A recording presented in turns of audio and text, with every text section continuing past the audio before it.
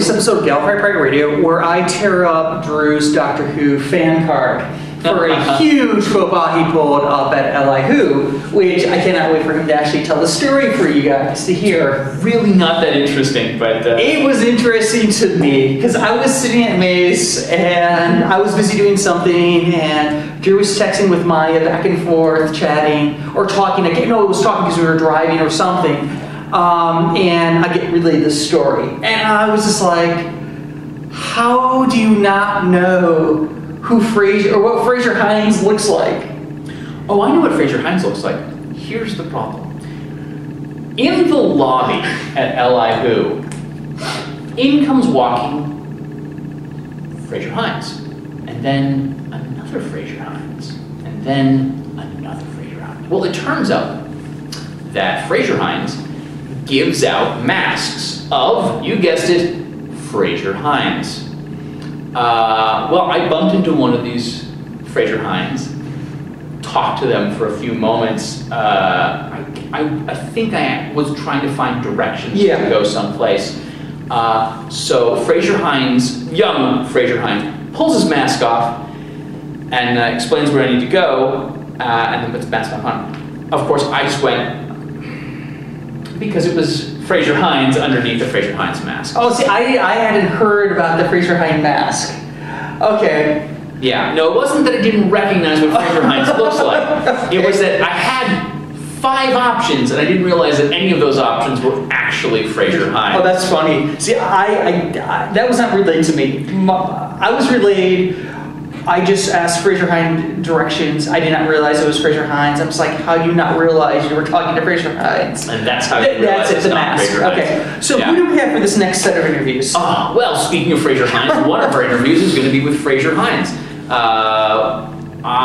Boy. Oh, baby, this block of interviews. I was pretty nervous about this block of interviews. Rightly so. Rightly so. Li Who again, I've said this once, I've said it a million times, probably not, but I certainly will continue to say it. They did such a great job, not only with how they ran the con, but just the guests they could bring on. Yeah. Especially in the second year. It's really impressive. I mean, I know that everyone wants to talk about Galley in California, and that's California, and they've been doing it for a really long time. Yeah. For a second-year convention, the fact that they brought in... I didn't even realize it was second year until you just said that. Yeah. And when I kind of got the sense when you said next year's 3, I'm just like, yeah, that's what wow. Li Who 2 is, but yeah. Yeah, no, I never saw the logo.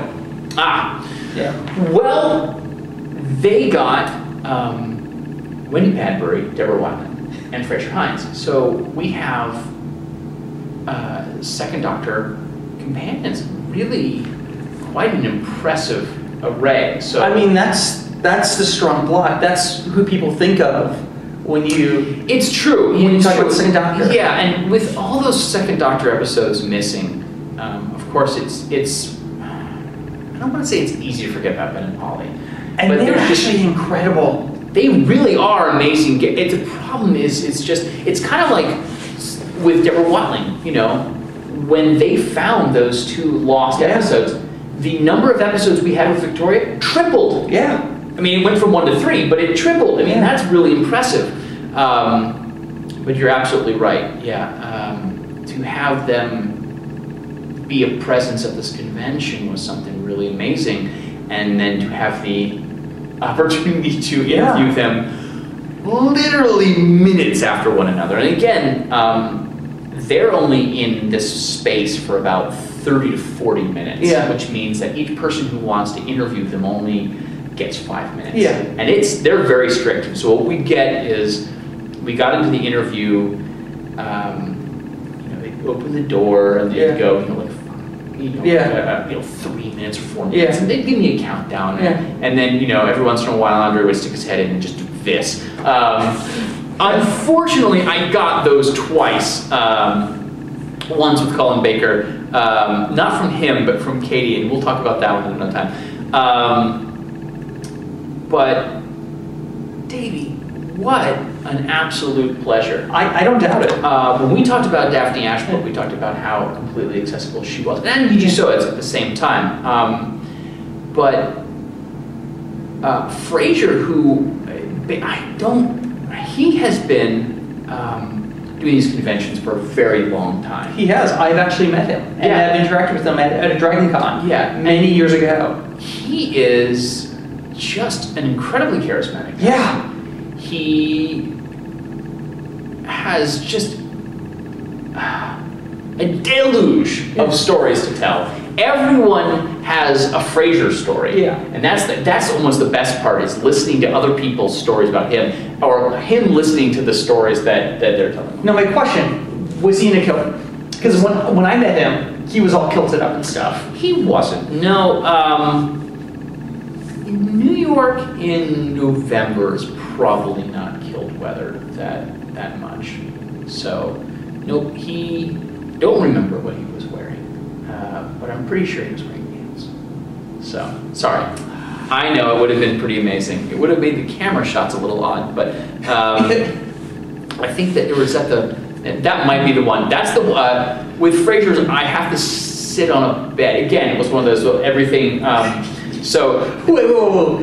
He had to sit on the bed, or did you have to sit on the bed, or did you have to sit on the bed together? Well, he's sitting in a chair comfortably from the last interview where someone had interviewed him, obviously with just a microphone. So the camera, this was good. Nathan from Pixel Who was our cameraman for this one, because the room that we were in for this particular shot, it was the same one that I got a chance to interview Terry Malloy and Colin Baker, and I think it just became more and more chaotic. People started coming in to watch these interviews, so there's not a lot of space. It's also the same location where a lot of the auction items were located, so you'll see some really cool signs in the background. Those are all auctioned off for, I think it was when the tour came through in New York, they had some signs for that. Also, it's where Andre Tessier's legendary collection of alcohol was, which, let me tell you, I haven't been to Dragon Con. You've told me stories. I imagine that he could give Dragon Con a run for their money based off of what I saw. So we have we go from a very quiet interview with Wendy Padbury, who is just delightful, and we talk a lot about her role as an agent, and I didn't bring up the fact that she discovered Matt Smith, and mainly because I figured that's the story that she tells a lot, and I don't want to talk about Matt Smith when I have a chance to talk with her. We talk a little bit of what it was like being a star during that time, but I just kind of let the conversations go the way that we did. But then we have Deborah Watling. And that's the last interview I did in this block.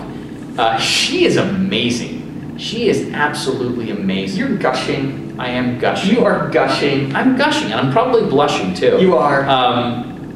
There is a moment, depending on how much you decide to show of any of these video footages, because I know that when we record, even if they just recorded in blocks, I've reviewed them, but they haven't been edited yet. What you've seen probably maybe will be edited. I'm not sure.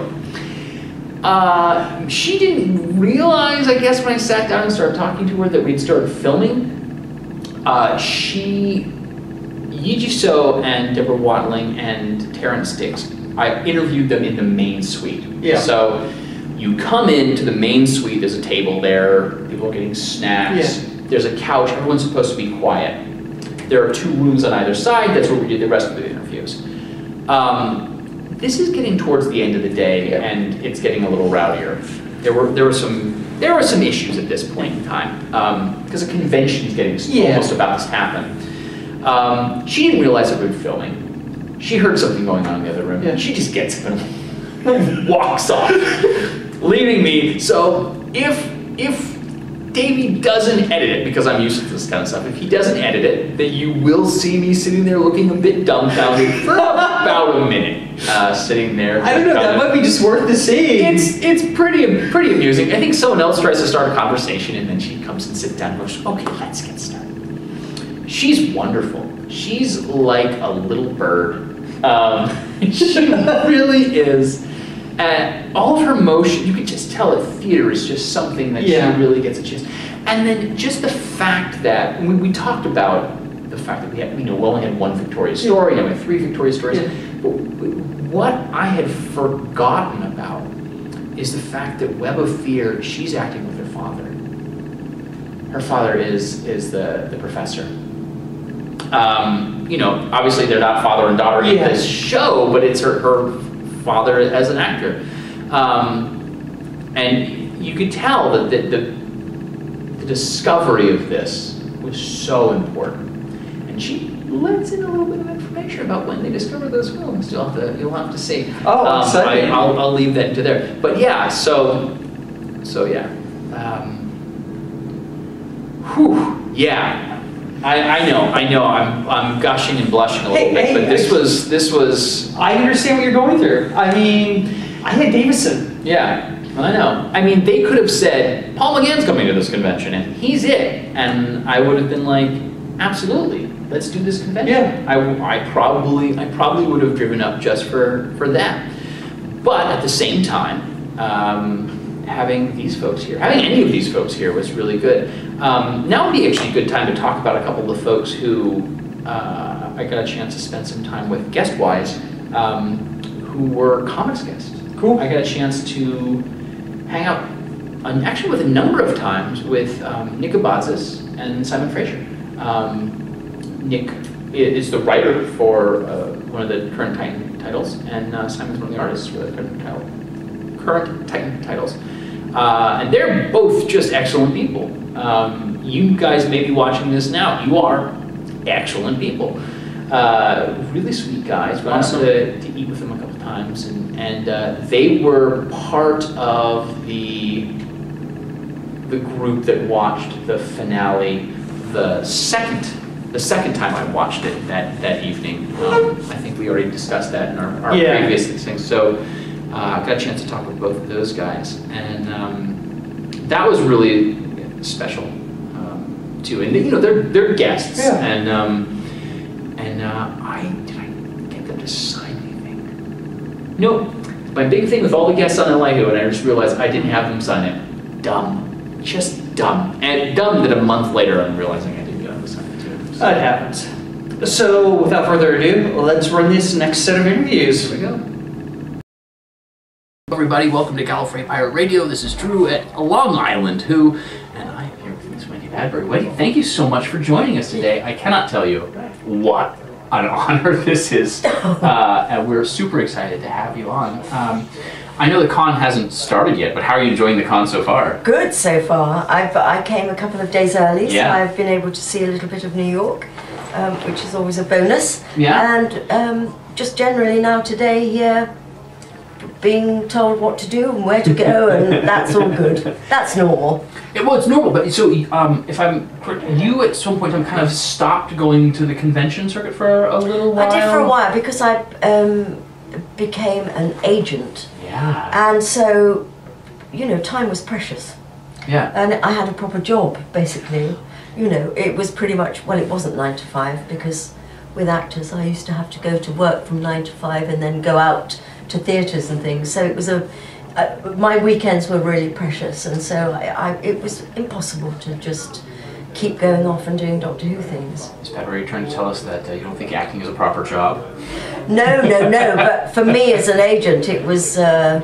It was long hours. Absolutely, I'm sure. Really long hours, because invariably I'd be taking a casting director to see a client, and so I was still at work after work, and so it was. Did you start while you were actually still working with Doctor Who? Did you start with the casting, or? Oh no! Okay. No. That was years later. I mean, I gave up. You're saying you kind of gave up the con circuits too. I gave up acting years ago when my kids were relatively small.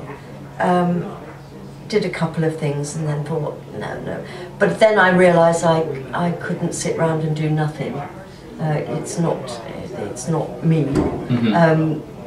But I didn't know what to do because I'd never done a proper job before, and I knew I didn't want to act particularly. So I thought, somebody said to me, "You'd make a good agent," and I thought, "Oh, that sounds far too grown up."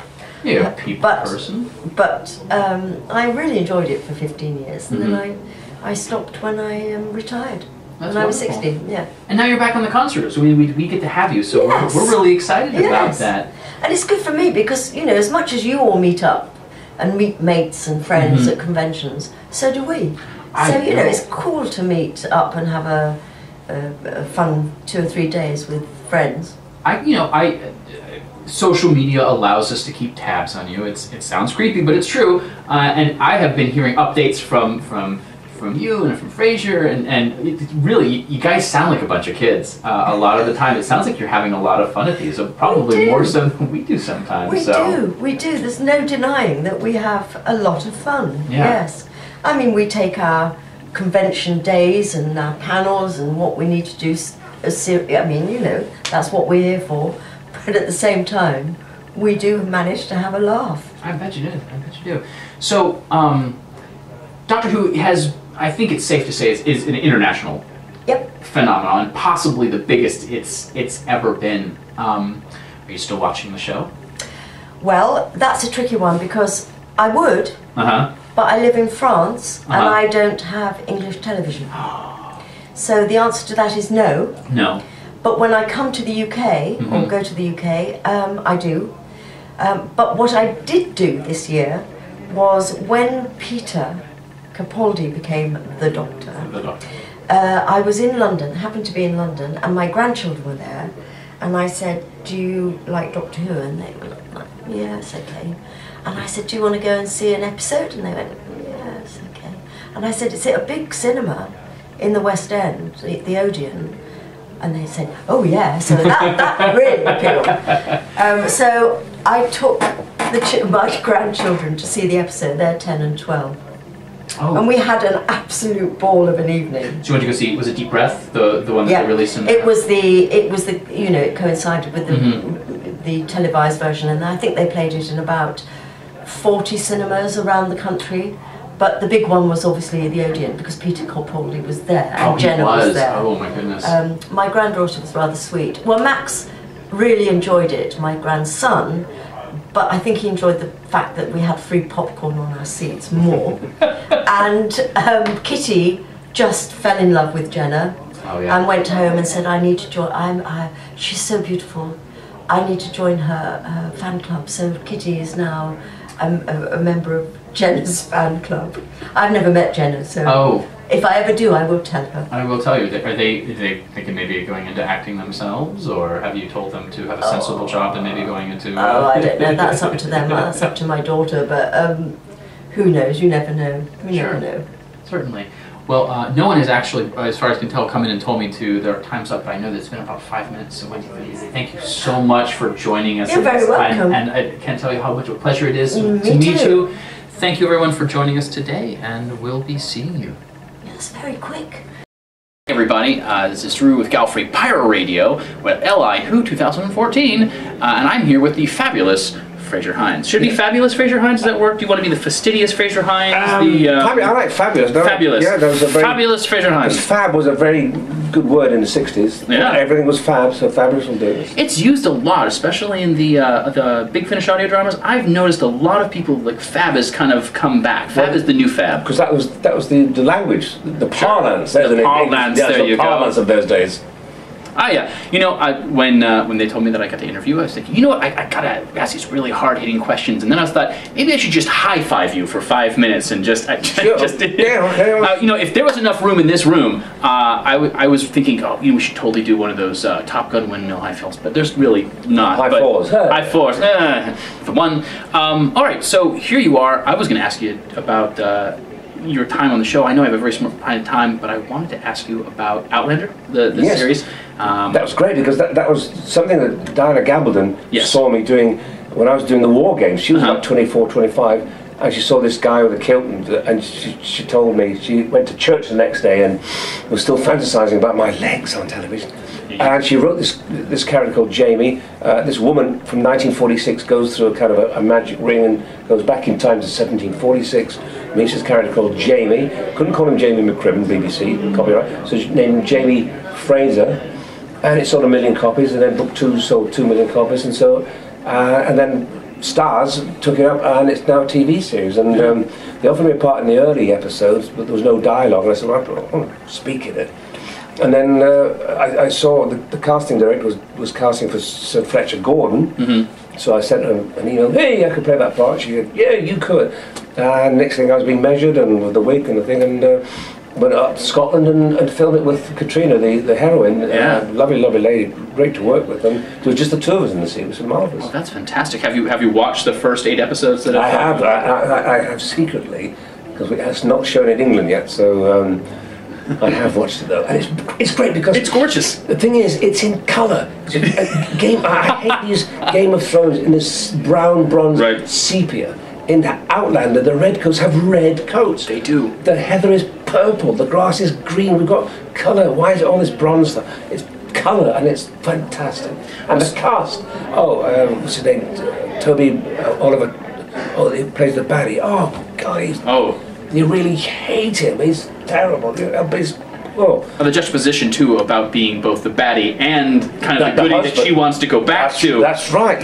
Yeah. I will say that I brought the first 8 episodes home. My wife, I was like, if you want to watch 1 or 2 episodes without me, you go ahead. Yeah. I came in the next day, it was done. So I was like, she's like, you're gonna want to watch this, but I'm gonna watch it a second time around. And it's a great cast with English actors and actresses, which is great, which is wonderful for us. And I had a picture I've got on my Facebook of Diana Gabaldon and Sam, who plays Jamie, and me. It's a good picture. And I've got Diana with her 2 Jamies, which is lovely. Yes, it's a bit taller though, I think. Well, yes, he is taller than my Jamie, but see, Patrick Trout and Deborah Watling, Wendy Padbury and myself, we're all sort of, we're 5'8", so we were known as the smallest show on TV. Oh, but with you guys together, it's you're equals along those lines. So we had a great cast. I mean, we had a great cast. It was great to work with the 2 girls, but with Patrick, it was a joy to go to work with 3 of the happiest years I've ever spent in showbiz. I know I probably have very few moments left with you, but I just wanted to say, as part of the 50th anniversary, 2 of your episodes, Thought Lost, have come back. Oh, that's fantastic. What did it feel as an actor to know that part of your catalog is suddenly back? It was great, but the feeling was that I went to Chicago about 2 weeks later, and the number of Patrick Troutons and Jamies walking about, which said to me that you guys, whatever, fans saw that character, he's cool. I like that second Doctor, and you don't dress as somebody you don't like. You don't dress up. You don't sort of improvise as somebody. That showed me, classic rocks. I saw a picture of you last night, of you wearing Patrick Troughton's costume. Oh, that's right, yes. With a young lady dressed as you. Because Stephanie, yes, she's here today. She's here for the weekend. I told her that didn't matter what else happened. That your moment is there. That was it. I bought an old Beatle wig, and I borrowed the costume from Andrew Beach, who owns that. It's Patrick's costume. And they were doing a cosplay. I said, Stephanie, keep Jamie, keep Jamie, and we'll interrupt it. Hey, this is not right. I'm the Doctor. Who are you? You're an imposter. Hey, I'm the real Doctor. And it was a laugh. It was good. One last thing, because I know I'm going to run out of time. I just want to say that your Patrick Troughton impression is phenomenal.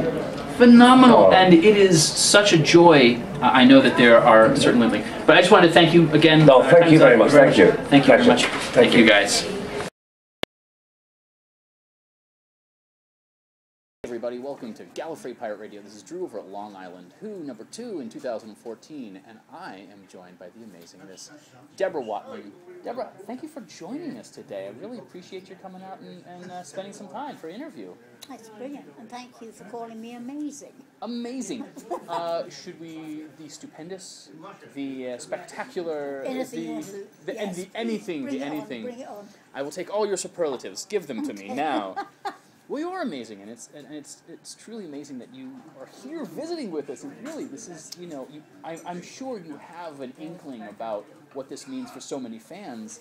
That not only are you here to be a part of this convention, but you're going to spend some time with us and talk to us.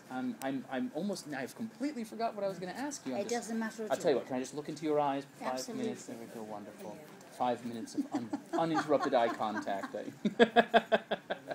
It's amazing to be out here because, yes, I've been on the Doctor Who circuit for some time. Yeah.